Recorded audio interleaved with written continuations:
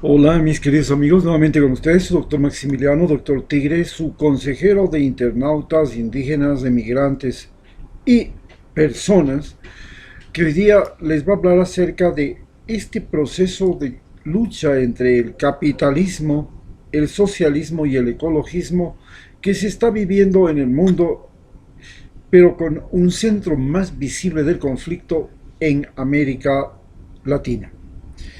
Las elecciones de México, de Perú, el conflicto en Colombia, las protestas en Colombia, lo que fueron las elecciones de Ecuador y lo que fueron las elecciones en Chile, nos ponen en evidencia que el mundo está viviendo una severa y acelerada transformación a partir de lo que ha sido la pandemia, la crisis económica y todos los cambios en la tecnología generadas por la Internet, la nueva tecnología de las electrónicas, las comunicaciones satelitales, las comunicaciones digitales. Todo esto nos pone al frente de un mundo completamente diferente al que vivimos en el siglo XX. En este mundo que es completamente diferente al que el siglo XX, todavía se siguen mezclando y barajando ideas del siglo pasado como el capitalismo, el socialismo e inclusive ahora todavía lo que era el ecologismo del siglo pasado. Pero, ¿cuál era la particularidad del capitalismo? El capitalismo, como se lo había visto y como se lo sigue viendo todavía para los teóricos del capitalismo y los que viven en los países desarrollados, es una forma de entender al mundo como el mecanismo que tienen los seres humanos de tener dinero, propiedades y posesiones. Y este mecanismo de tener dinero, propiedades y posesiones, que comenzó en la época colonial, en el caso de América, y ya desde imperios como el Imperio Romano, fue después reemplazado este capitalismo colonial con hambre de tierras y de oro por un capitalismo industrial donde la explotación del trabajo humano y el uso de las máquinas cambiaron todo. Y de ese capitalismo industrial hemos entrado a un capitalismo cibernético, un capitalismo electrónico, un capitalismo espacial inclusive. En este capitalismo cibernético, las cosas se mueven en otra dimensión. Los seres humanos tienen la capacidad de conectarse en tiempo real, no importa en qué parte del planeta se encuentren. Los seres humanos tienen la posibilidad de saber lo que ocurre en cualquier parte del mundo en el mismo momento en el que ocurre. Y los seres humanos tienen la posibilidad de hacer algo con cualquier persona de cualquier parte del mundo, no importando el sitio ni el lugar. Hoy, desde los matrimonios se hacen por internet, los amores se hacen por internet, hasta el sexo se hace por internet. Todo está enloquecido, está cambiado. Y hemos pasado de este capitalismo colonial a este capitalismo desbocado que permite que unos pocos seres humanos puedan tener tal cantidad de dinero que toda la vida no les alcanza para gastarlos. Mientras tanto, las necesidades humanas se multiplican y la pobreza ya no es solamente el problema de no tener qué comer, no tener qué vestirse, no tener dónde vivir, sino que ahora la pobreza es además dejar de tenerlo, ser un empresario y quebrar, tener un empleo y ser despedido. que venga una guerra, que venga una catástrofe natural, que te deje sin nada. Esto es el nuevo origen de la pobreza. Y precisamente la pandemia ha sido esto, algo sorprendente que llega, mata por miles, enferma por miles, hace que las economías de los países se concentren en la vacunación y en las vacunas, y luego traten de restaurar un orden que ya no es posible restaurarlo. Está lesionado, está herido, y este orden trastorna las relaciones que existían de poder entre China, Rusia, Asia, América, Europa, Ecuador, Colombia, Chile, Argentina. Todo encuentra al revés, está patas arriba. La relación entre padres e hijos cambió. La relación entre enamorados cambió. La relación entre amigos cambió. La relación entre comprador y vendedor cambió. Entre profesor y estudiante cambió. Y este es el nuevo capitalismo que estamos viviendo, que conserva una sola cosa del capitalismo: el afán desesperado por la plata, el afán desesperado por las posesiones y el afán desesperado por el estatus económico. Frente a este capitalismo, tenemos que entender lo que fue el socialismo, y al igual que el capitalismo que se origina desde épocas remotas, antes de Cristo, el socialismo también empezó como socialismo comunitario, que era este de todos estamos unidos para proteger a nuestras mujeres, a nuestros niños, a nuestra tierra, para ayudarnos. Y entonces habían familias, alius, clanes, tribus, y de ahí comienza a nacer el socialismo, este que podríamos llamar socialismo primitivo. Pero luego, cuando llega la revolución industrial, se crea el socialismo industrial o comunismo.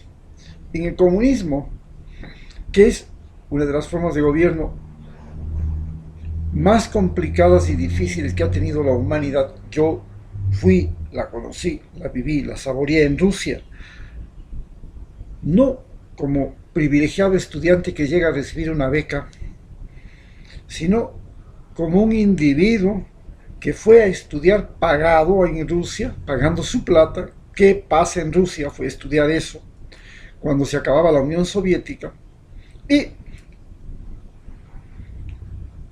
que le tocó vivir como viven todos aquellos seres humanos que tenían que ganarse diariamente el pan en un país que se desmoronaba, la Unión Soviética, que había perdido todas las repúblicas de Europa del Este, que había perdido las repúblicas del sur de Asia, Kazajstán, Uzbekistán, Tayikistán, Armenia, Azerbaiyán, Georgia. Y entonces se desbandaba cada uno, Ucrania. Yo viví, presencié, participé, vi lo que es una guerra en ese país, vi lo que es una crisis económica, una crisis de abastecimiento. Pude entender cómo se llegó desde 1917, la Revolución Rusa, hasta 1991-92, 91, el 3 de diciembre, que se disuelve completamente la Unión Soviética, y entender este trayecto y emprender y entender que, mientras que en el capitalismo, la libre empresa, la libre imaginación, el libre tránsito, la libertad para votar y elegir y ser elegidos, la libertad de circulación, la libertad de consumo, la libertad de opciones, era lo que se presentaba todos los días. Pero tenía como contrapeso el hecho de que unos pocos eran los favorecidos y muchos los perjudicados. Finalmente la gente terminaba haciendo cosas que iban contra su propia manera de ver el mundo, contra su propia cultura, contra su propia razón de ser, contra su propia existencia. Tenía que prostituirse, que ser esclavos a tiempo completo en un empleo, tenían que obedecer al jefe, tenían que ser humillados y despreciados por ser de otro país, por ser de otra religión, de otra raza, etcétera, etcétera, en este mundo capitalista. Pero en el mundo socialista, industrial o comunismo, tenían que hacer, decir y pensar igual que el de al lado. Y eso era mortífero, mortal, porque esa sociedad quería la igualdad. Y no entendía que todos los seres humanos somos esencialmente desiguales, somos esencialmente diferentes y que tenemos derecho a sentirnos diferentes y a vivir de forma diferente y a creer en algo diferente. Y eso fue el comienzo de la revolución y el final de la revolución. El hecho de querer condenar a los seres humanos a un esquema, a un plan quinquenal, a un programa de estudios, a un trabajo prácticamente forzado, de manera permanente. Porque si usted se estudiaba para ingeniero pero no había trabajo, tenía que ir a trabajar en una panadería. Era el pleno empleo. Esto terminó matando al comunismo. Pero el comunismo logró persistir en Cuba, y logró persistir en Venezuela, y renacer en Venezuela, y renacer en Nicaragua. ¿Por qué logra persistir en Cuba y renacer en Venezuela y renacer en Nicaragua? Y posiblemente va a renacer en Perú. ¿Por qué? Porque Estados Unidos se dedicó a hacerle la vida imposible a Cuba. Y los cubanos, los venezolanos y los nicaragüenses, especialmente sus gobernantes, para defenderse de ese ataque, cogieron y sometieron a la población y la sometieron a un régimen de salud, a un régimen educativo, a un régimen laboral, a un régimen de abastecimiento que para el resto de países del mundo, los ecuatorianos que hemos ido a Rusia y hemos vivido esa situación, nos parece una situación catastrófica, terrible. Solo pónganse a pensar que yo, en Rusia, para irme de Vladivostok a Khabarovsk, o de Vladivostok, o de Volgogrado a Moscú, tenía que tener una cosa que se llama propiska. Tenía que ir a la policía a sacar un permiso para irme. Como si usted quisiera irse de aquí a Esmeraldas y tuviera que sacar un permiso para irse de aquí a Esmeraldas. Y para tener ese permiso tenía que tener una persona en el otro lado que le invite, y si no, no podía salir. Era el estado policial. La policía tenía derecho a entrar al hotel, golpear su puerta, pedirle que salga de la habitación, y si usted salía con la camisa afuera, en sandalias, tenían derecho a golpearle, a obligarle a ponerse firmes, a meterse la camisa dentro del pantalón y a contestar como ellos querían.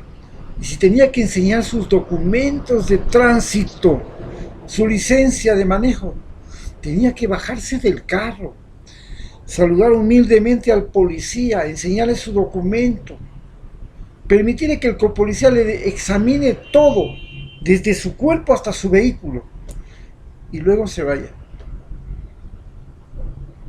Ese era el Estado comunista de la Unión Soviética. Por supuesto, pasamos al otro extremo acá en Ecuador. Y me ha tocado ser médico en el terremoto, en la frontera norte.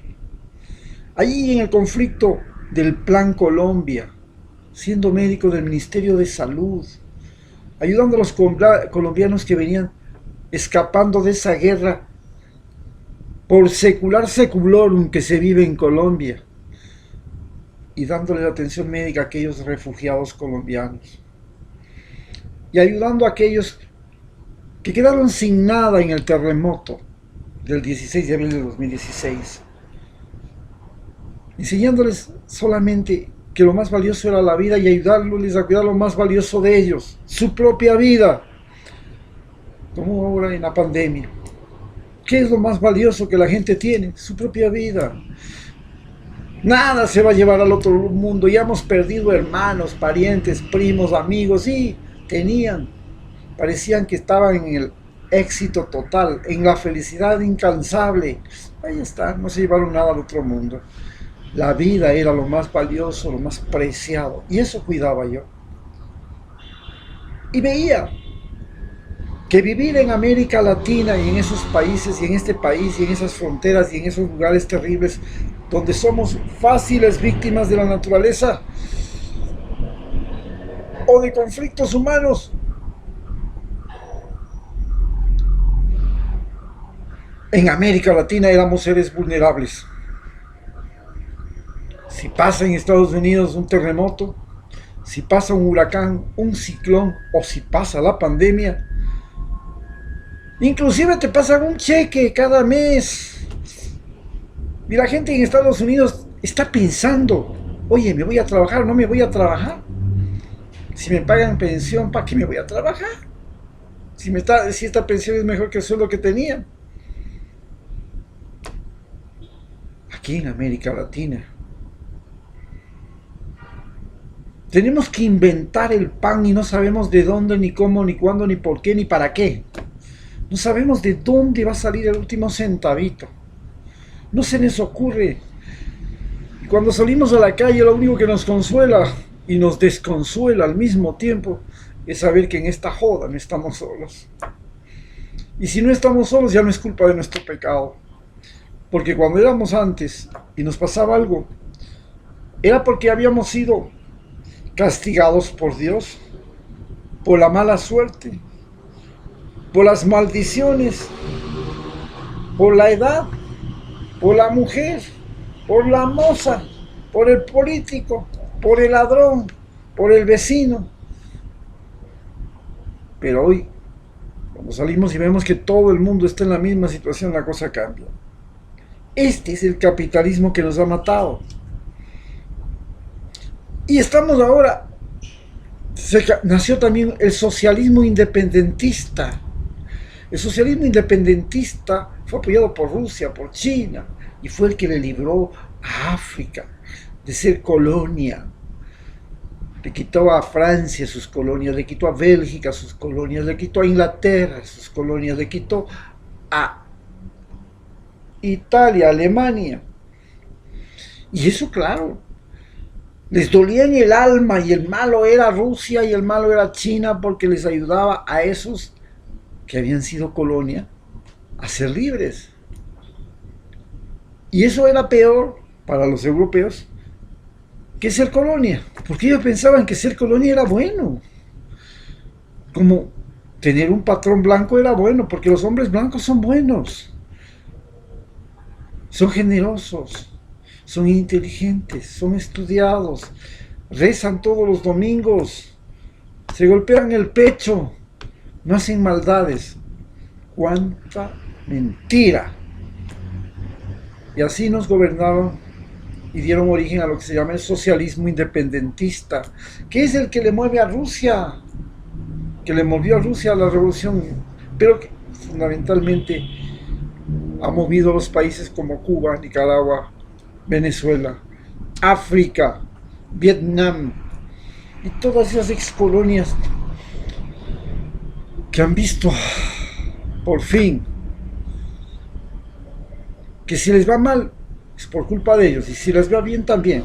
Pero antes era mal, les iba mal por culpa también de ellos, pero no del jefe, no del patrón, no del gobierno, no del imperio británico, francés ni inglés. Eso no, ellos no tenían ninguna culpa ahí. Si te amputaban la mano por no trabajar, la culpa era tuya, por no haber ido a la hora.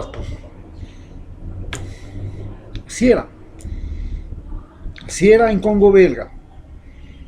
Ahí el rey Leopoldo de Bélgica amputaba las manos de sus trabajadores en la plantación de caucho si es que faltaban a la hora. Y si no le amputaban él, le amputaban la mano del hijito. Y eso no era penado por nadie, porque los blancos eran dioses, eran superhéroes, eran Batman, Robin, Superman, la Mujer Maravilla. En este mundo crecimos y ahora tenemos el problema de que el socialismo independentista de los pobres también dio origen a otro socialismo, el socialismo europeo. Y entonces en el norte de Europa se formó lo que se llama el socialismo de los ricos. ¿Cómo es el socialismo de los ricos? Pues pagan enormes impuestos y entre los ricos se distribuyen y le dan algo a los pobres. El asunto es evitar que haya una confrontación entre pobres y ricos y que los ricos no tengan nada que les amenace. Y así vive Australia, así vive Dinamarca, Suecia, Finlandia, Nueva Zelanda, Canadá. Viven el denominado socialismo de los ricos. Pagan muchos impuestos, el Estado se hace cargo de esos impuestos y eso es para poder tener a una población completamente dócil y sedada. Pero, por otro lado, aparece el ecologismo. Y el ecologismo, que viene desde épocas remotas también, comienza con el denominado ecologismo cultural. Habían culturas que conservaban la naturaleza, conservaban el agua, conservaban los animales, conservaban las plantas, manejaban el desierto, manejaban las playas, las selvas, durante miles y miles de años, hasta que llega la industrialización y echa abajo todo ese conocimiento, llega la colonización, echa abajo todo eso, y llega este poder mediático y echa todo abajo. Pero viene luego el ecologismo industrial, que es el que estamos comenzando a vivir. Entonces todo el mundo dice, bueno, vamos a fabricar vehículos eléctricos, paneles solares, vamos a evitar la emanación de gases de efecto invernadero, vamos a reciclar el plástico de manera industrial, vamos a hacer... Y comienza lo que se llama el ecologismo industrial, que es el que estamos comenzando a vivir ahora. Este ecologismo industrial le sigue ahora el ecologismo mediático. Todos amamos a los animalitos. Los vemos en History Planet, National Geographic, le vemos en Discovery Channel. Todo es viva la naturaleza, viva los animalitos, vivan, sí, ellos son felices, no importa que se maten, sí, con tal de que no metamos mano a nosotros y no les aguemos la fiesta. Y aparece este nuevo capitalismo mediático, donde todo el mundo está preocupado por la contaminación, preocupado por el ruido, preocupado por la extinción, preocupado, ¿sí? Pero al mismo tiempo, si le toca comprar un mueble de ébano tropical, lo compra. Si le toca desperdiciar un filete de carne sacada de las selvas de Brasil, el ganado ese que está destrozando la naturaleza, lo bota. Come medio filete y lo demás al basurero. La sociedad del derroche, los golpeabuches que defienden la naturaleza, allá en Europa, viven el derroche. Tienen para derrochar tiempo. Se van por el mundo a pasear. Backpackers, se divierten. Sexo, drogas y rock and roll gratis en el mundo, gracias a buenos salarios y a largas vacaciones. Y el mundo es ahora Disneylandia con animales en Galápagos para los ricos, no para los pobres. Y así comienza todo esto. el ecologismo industrial y el ecologismo mediático, el ecologismo turístico. Pero comienza a aparecer un nuevo modelo de ecologismo, que es este ecologismo global, inevitable. ¿Por qué es este ecologismo global? Porque de pronto todos los seres humanos comienzan a darse cuenta de que, oye, ese problema que apareció en China fue por culpa de que los chinos fueron a comerse murciélagos. Oye, ¿por qué tenían que comerse murciélagos? Ah, es que ahora esos están invadiendo hasta las zonas silvestres. ¿Así? ¿Y qué pasó en Belén? Lo mismo. Fueron y se metieron ahí invadieron esas zonas silvestres de la Amazonía. También vino la cosa. ¿Y qué pasó en India? Lo mismo. Se fueron a meter ahí donde los animalitos andaban y ya. Oye, ¿por qué se dio en las ciudades más pobladas del mundo y en los países más poblados del mundo esta pandemia? Ah, bueno, porque había más seres humanos, sí, pero además, ¿qué más? Es que esos seres humanos vivían unos encima de otros, unos apegados a otros, no había distancia suficiente. Y cuando les dijeron tienen que ponerse distanciados con la famosa distancia social, se produjo un caos social terrible. Querían vivir apiñados unos al lado de los otros, empujándose, reempujándose, dándose de puñetes, amenazándose con el carro, en un piso y encima, y el otro más encima, y el otro más encima. Y de pronto les dicen, no, ustedes tienen que mantener distancia social. Uy, mire ese colapso. Y aparece lo que se llama el ecologismo global. En todos este tipo de ecologismos, lo único que sí queda claro es que en el capitalismo, lo más importante son las cosas, la propiedad y el dinero. En el socialismo, lo más importante son los seres humanos, la organización social y el poder. En otro es la riqueza. En cambio, en este ecologismo, lo más importante es la tierra, el espacio, pero hay algo nuevo. El conocimiento, la ciencia, la tecnología. Y entonces el ecologismo es el primer producto de la ciencia y la tecnología. Muchas gracias.